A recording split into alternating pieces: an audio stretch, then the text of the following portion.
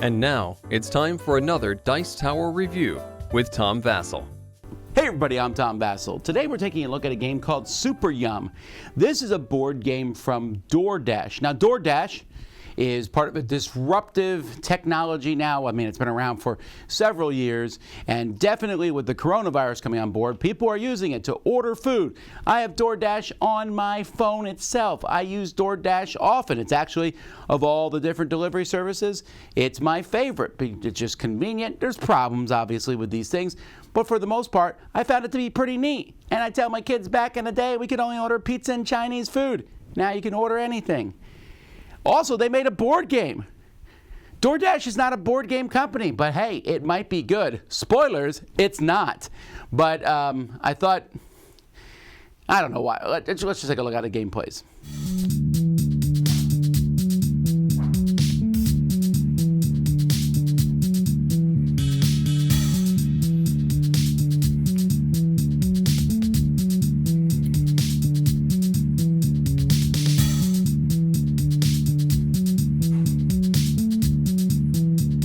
So in this trash game, you're supposed to take one of these garbage pawns and get it from the start to the finish here.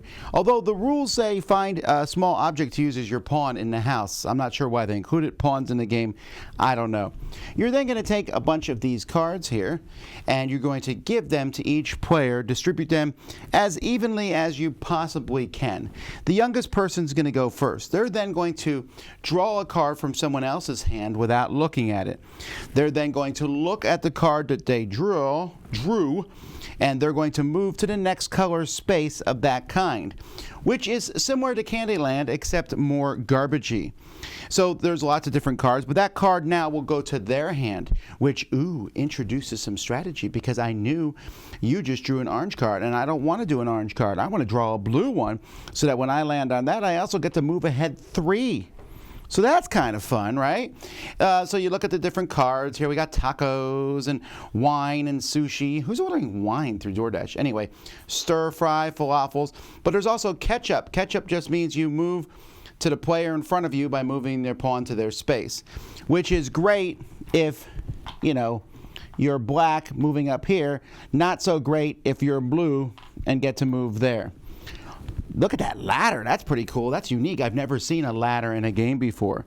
Now, whenever you pass and add to menu space, you're going to take the card from your hand and put it here in the menu. Because, folks, since you can't decide what food you're going to order for dinner or lunch, you are going to be using this game to do so. In fact, if someone gets to the finish line, which could not possibly happen depending on the cards that go from add to menu, if multiple people are playing, enough cards could get pulled from the deck.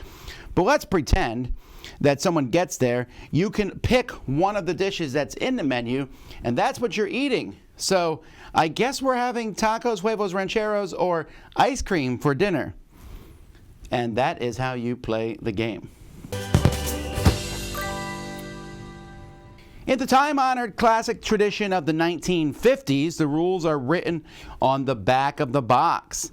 Written here very quickly. Like I said, I don't know why it tells you to have a pawn when they obviously got the cheapest pawns they could possibly get.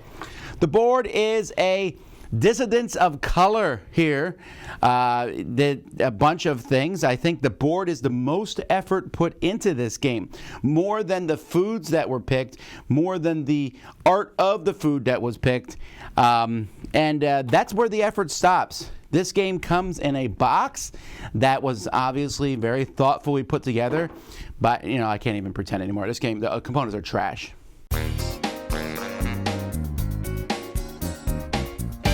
Now, you might wonder, Tom, why did you not put this in your, one of your 8 negative review things? Does it deserve its own video? The answer is no, it doesn't deserve its own video, but I put it because I despise the very existence of this game. I very rarely call out people when I do my games. Like if I say a game is a really bad design, the designer themselves, it might be a very nice person, they might have designed it and they tried their hardest and it's just not for me. And that can happen. I don't want to call out people, but I will call out the people who made this, because this is the laziest of slothfulness that exists in the industry. The people who made DoorDash literally made a game, put no effort into it whatsoever, and just want people to buy it. That is garbage. That is the height of consumerism mixed with I'm struggling to think of synonyms for laziness, but it's ridiculous how bad this game is. This game is one of the worst games I've ever played. That's how bad it is. Now, if you're watching from DoorDash, I think your service is fantastic. And my name is Z Garcia if you're going to be canceling it. But I'm still going to use DoorDash. This doesn't put me off from the service a little, though, right? Why? Why? This is the kind of thing that makes our friends and relatives who we tell, here, hey, board games are fantastic. You should try some board games. And they're like, look at this one. And I want to slap it out of their hands and be like, no, that's not a board game. That's wickedness in a box. Mostly it's air. And then a few small pieces and bad rules that are printed on the box. All right, I'm wasting my time doing this. You know what? We need to get rid of this. Violet, you know what to do.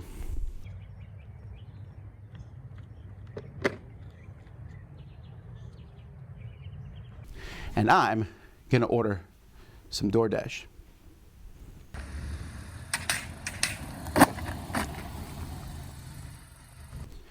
You know what? Come to think of it, I'm going to cancel that order.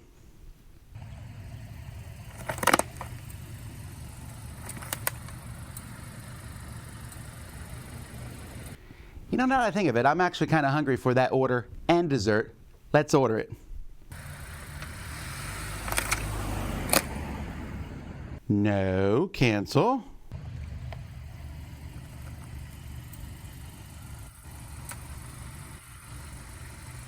No, I think I'm going to get it.